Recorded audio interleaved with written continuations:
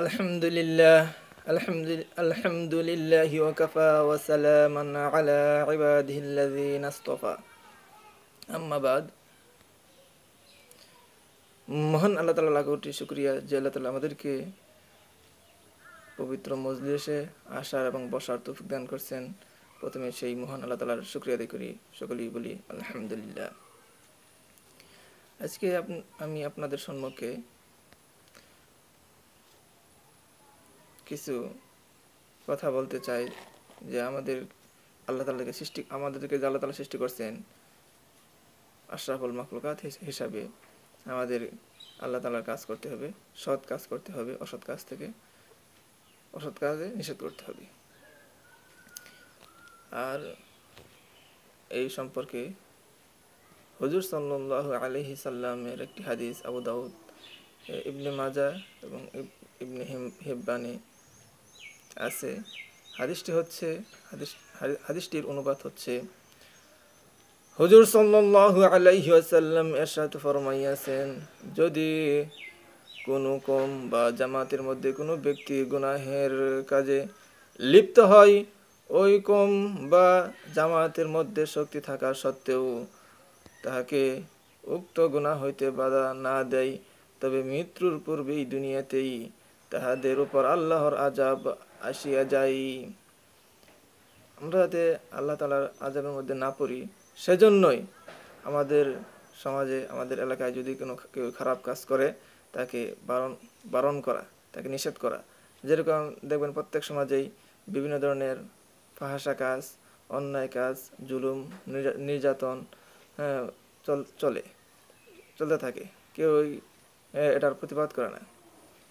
কিন্তু প্রত্যেক মুসলমানের দায়িত্ব যে এটি বারণ করা।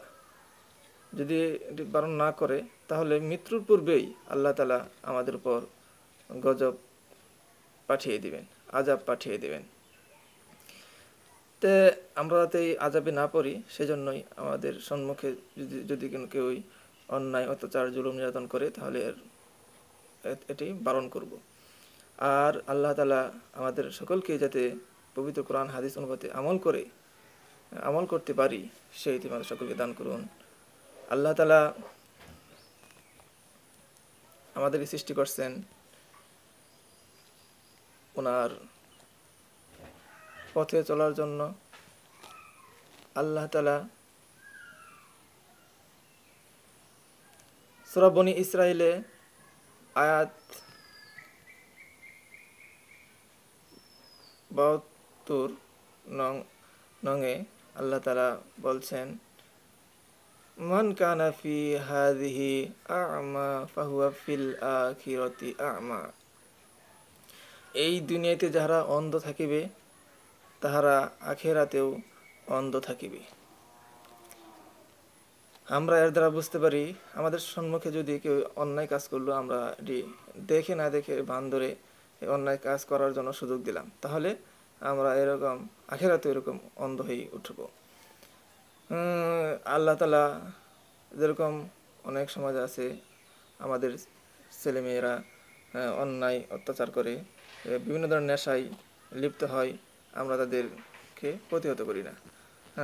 আমরা কই যে সে গ্রামের মধ্যে একজন করতেছে, করুক, তখন সে কিন্তু আর তার কিছু সাথী বানিয়ে ফেলে। সাথীরা এই অন্যায় কাজ করে, সাথীদেরকে নিয়ে করে, তখন তাদের গ্রুপ বড় হয়ে যায়, তখন আর এটি চেষ্টা করলেও থামানো যায় না। তাই কোনো সমাজে কোনো অন্যায় কাজ হতে দেখলে, কোনো ব্যক্তি যদি নেশা করে, তাকে এই নেশা থেকে বারণ করার জন্য আমাদের প্রথমেই চেষ্টা করতে হবে। আর না হয় আমরা যখন তাদের সংখ্যা বেড়ে যাবে, তাদের এই জিনিসের প্রতি আকর্ষণ হয়ে যাবে, তখন আর আমরা বারণ করলেও তার আর বারণ হবে না। তাই আমাদের সকলেরই সৎ কাজে আদেশ, অসৎ কাজে নিষেধ করতে হবে।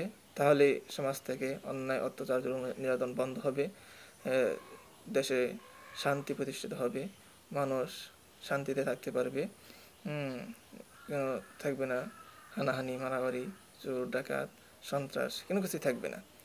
আর যদি আমরা সৎ কাজ আদেশ না করি, অসৎ কাজ নিষেধ না করি, তাহলে আস্তে আস্তে এই অন্যায় কাজ বেড়েই চলবে। আল্লাহ তাআলা আমাদের সকলকেই পবিত্র কোরআন হাদিস অনুযায়ী আমল করার তৌফিক দান করুন। আমিন। ওয়া আখির দাওয়ানা আনিল হামদুলিল্লাহি রাব্বিল আলামিন।